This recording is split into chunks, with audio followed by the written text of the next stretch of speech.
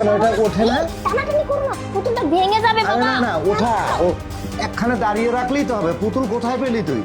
ধর ধর, এটাকে ধর। এত ওজন কেন? না বাবা, মানে আমি এত জামা কাপড় পরিয়েছি না, এর জন্যই। এই পুতুলটা এইখানেই থাকুক বাবা, হ্যাঁ? সুন্দর লাগতেছে খুব। হঠাৎ করে তোর পুতুলের নেশা পেয়ে বসলো, বুঝলাম না আমি বিষয়টা। না মানে বাবা, আসলে হয়েছে কি, আজকাল না আমি পুতুল মানে খুব ভালোবাসি, খুব পছন্দ, বুঝতে পারছো?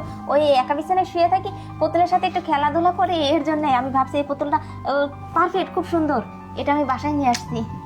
না আমার কাছে কেমন যেন লাগছে, কারণ পৃথিবীর মধ্যে চায়নারা পুতুল বানাচ্ছে, রোবট বানাচ্ছে, কিন্তু খুব হালকা। কিন্তু এটাকে যখন তুলতে গেলাম এত ওয়েট, আমার কেমন যেন সন্দেহ হচ্ছে।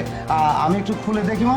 বাবা শোনো, এই পুতুলটা ভারী হবে না, ওই যে আমি মাটি দিয়ে বানিয়েছি, এর জন্যই তো ভারী। দেখো না মাটির কি ওজন, এর জন্য। বাবা শোনো না, তুমি ওই রুমে চলো, তোমাকে খাবার দেই, চলো। আচ্ছা দাদা, মানে আমি খুব ভয়ে আছি, কারণ